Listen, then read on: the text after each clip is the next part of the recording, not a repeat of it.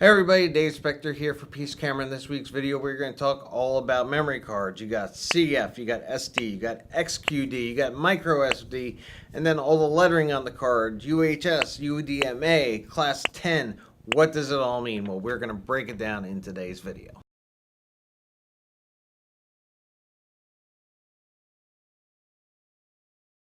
Now, the most popular cameras out there are going to take either one of two cards. They're either going to take a CF card or an SD card, and these are the two most popular cards out there, but there's other cards coming out on the market. There is XQD, there's CFast cards. If you have a really high-end camera, you also might have to take CFast cards, and then of course there's micro SDs, which are going to be used mostly in your GoPros and drones.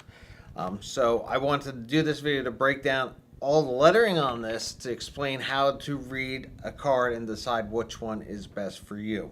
So let's start off with the CF cards, shall we? So CF was the main standard of cards back in the day, but as modern times have grown and cards have gotten better, SDs now are the most popular, but there's still plenty of cameras with CF cards out there. So a lot of people still need them, so we're going to break down what you're going to see.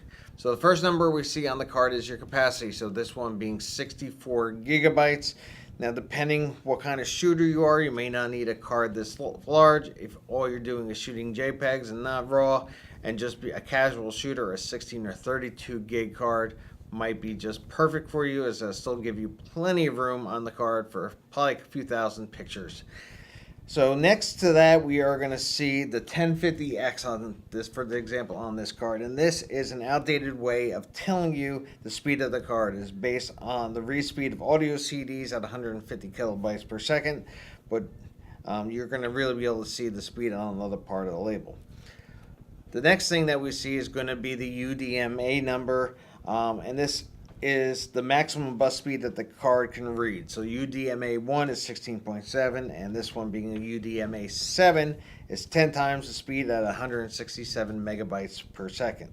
Now below that, we are going to see the read and write speeds on the card. So this card is going to read at 160 megabytes per second and write at 120 megabytes per second.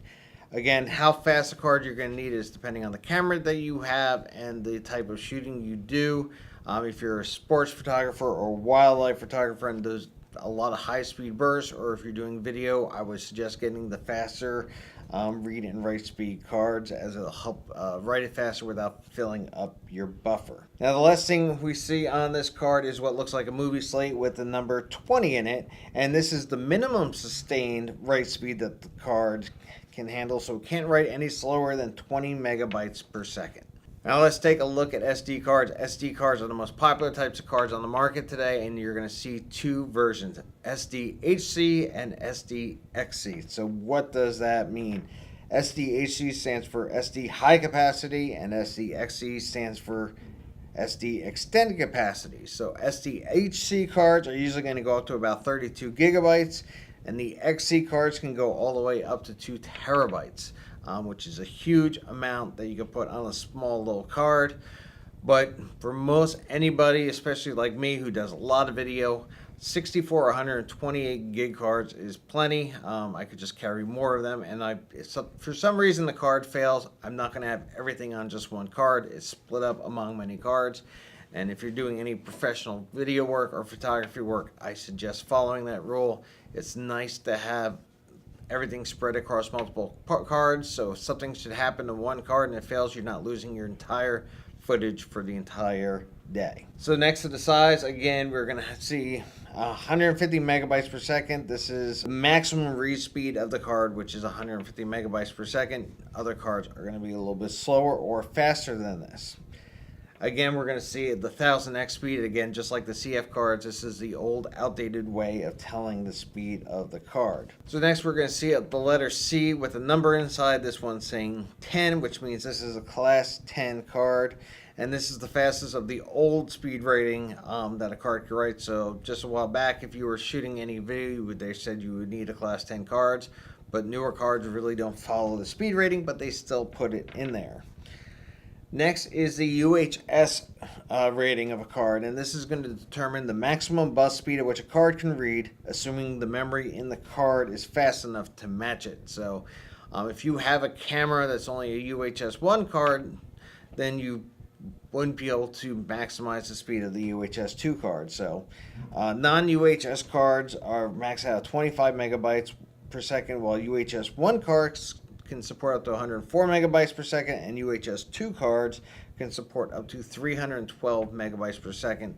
So if you're not sure what kind of card slot your camera has, I would look in the owner's manual and see, and that'll help you determine. But even if you only have a UHS 1 card slot and you buy a UHS 2 card slot, you'll still be able to use this, but you're only going to get up to UHS 1 speeds. Okay, so next is going to be the UHS speed reading. This is what looks like a U with a number inside. And this is the minimum sustained writing speed of the card, just like the movie slate was on the CF card.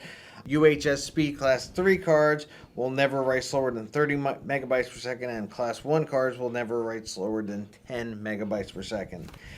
Now, I did not really going to touch on this too much, but we have XQD cards. This is what's replacing the CF cards these days. Cameras like the Nikon D500, the D5, the D4, the new Nikon D850 have an XQD card slot in them, and these write much faster. This one can go up to 440 megabytes per second compared to the super fast CF card, which can write at 120 megs per second.